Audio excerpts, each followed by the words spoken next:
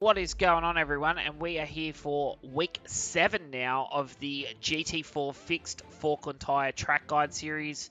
This week we are at Fuji International Speedway on the Grand Prix layout in the Mercedes AMG GT4.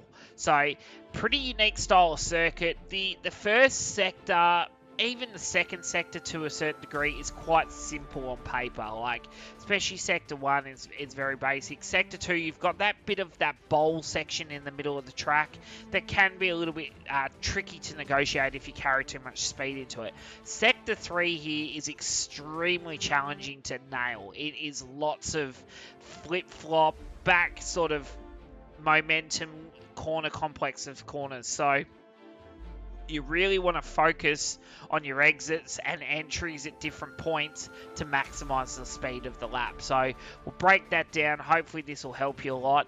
We've gone to our new style of track guide again this week. It seems to have been what you guys wanted to see, so hopefully we continue to build on that. You guys get plenty of information. The struggle to be able to include a replay of the telemetry on board. We've now set up a Garage 61 where you can actually go and overlay your data over mine and be able to actually break down the lap. But on top of that, you can also overlay it with other guys in the community as well. So it just gives you guys a little bit of opportunity to be able to share your driving data without sharing your setups and stuff. Obviously this is a fixed setup series, but it just gives everybody a little bit more opportunity to learn off each other as well. So if you're interested in that, make sure you go and check that out. It's in the description below. It'll be one of the first links. So hopefully this is going to help you guys in progressing each week, and yeah, we'll look forward to getting into it. So let's go for week 7 at Fuji International Speedway in the Mercedes AMG.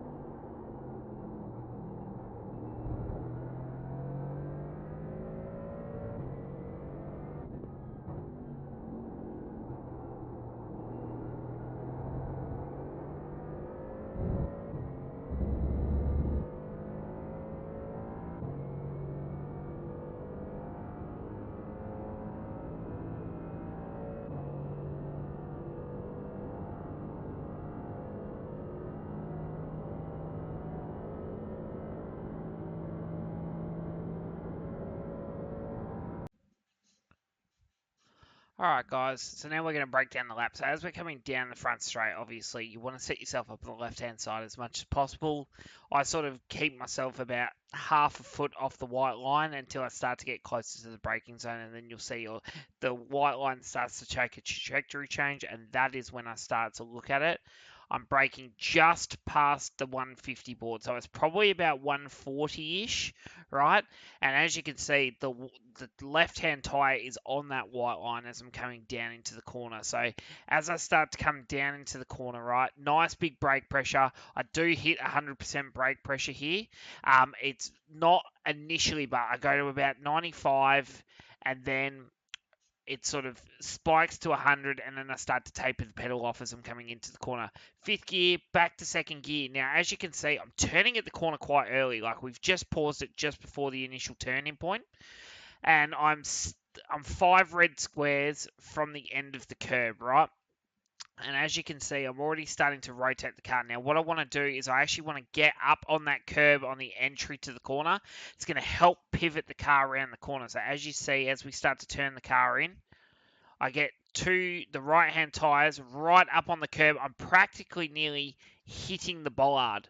Like, I am that close to the bollard. Like, I would be less than a couple of inches from the bollard from the front nose of the car. So then as I come off of it, you can see the car rotates around really good. And then as soon as it gets to this point right here, see how I'm trying to square the car up already, and I'm trying to apply as 100% throttle as fast as possible so I can really focus on my drive out of the corner. Run it up over the curb, start to track yourself back towards the right-hand side to set yourself up for the next corner. As you're coming down to the next corner, right, this one's a bit unique. So 4th gear, and then on the approach, you want to turn in just past the 50. So right now, so it's about 48, 47 meters. So it's literally at the 50, but just slightly past it.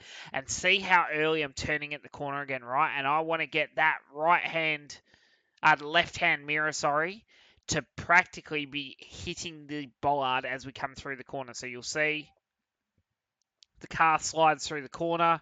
I practically nick the bollard. I use all the curb on the inside. The car slides through right to the inside of the track on the curb.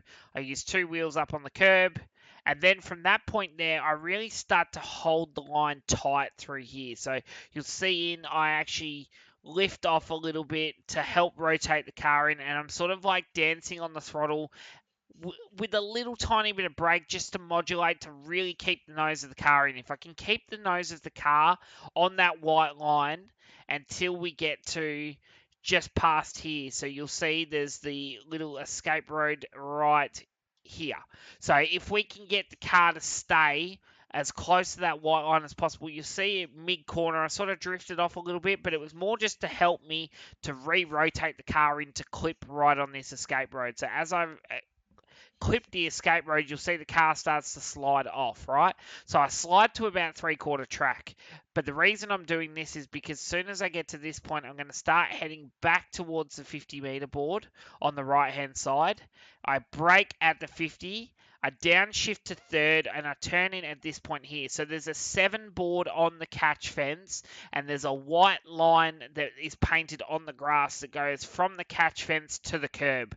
So that is my turn-in reference, right? And you'll see I'm turning at the corner very early again here. So as I slow the car down, I actually go 3rd and then back to 2nd. As I get to this point, I clip the yellow curb on the inside, and I use a lot more of that curb. See, it bounces the car, but it also helps the car to rotate a little bit. So then I'm able to pick that throttle up quicker and slide it right out to the escape road here and use all the exit speed. So then I'm carrying the speed down here. So if I actually speed it up through this part here, run it down, I clip close to the curb, and then I clip close to the curb again.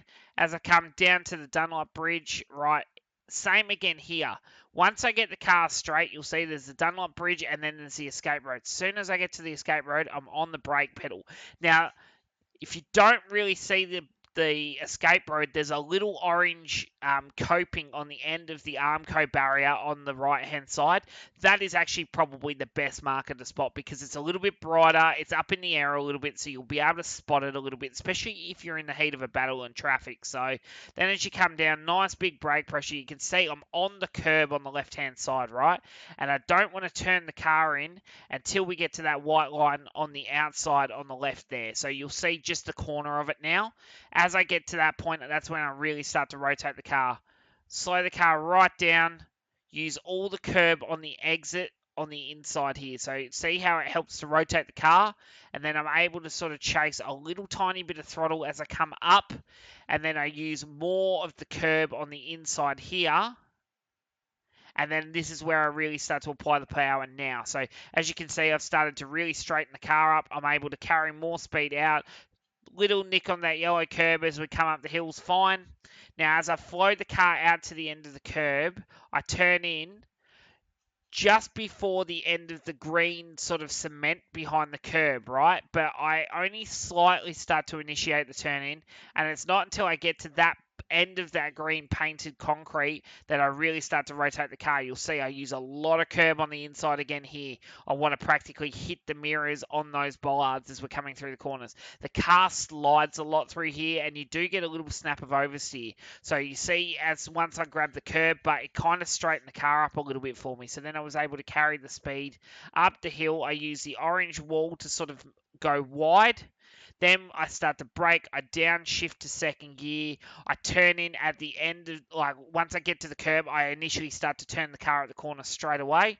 Same again here, lots of curb on the inside, get as close to the bollard as possible. You'll see I actually turn in on the bollard a little bit later, but I'm trying to square the exit up here to actually give myself a very good drive out of the corner, because if I don't, I feel like the car slides and it's going to slide all the way to the curb, so I lose a little bit of exit speed there by cutting a little bit less curb. But then, as you can see, I aim for the orange wall directly in front, and I drive the car deeper in. I get to 3/4 track and I start to rotate the car around.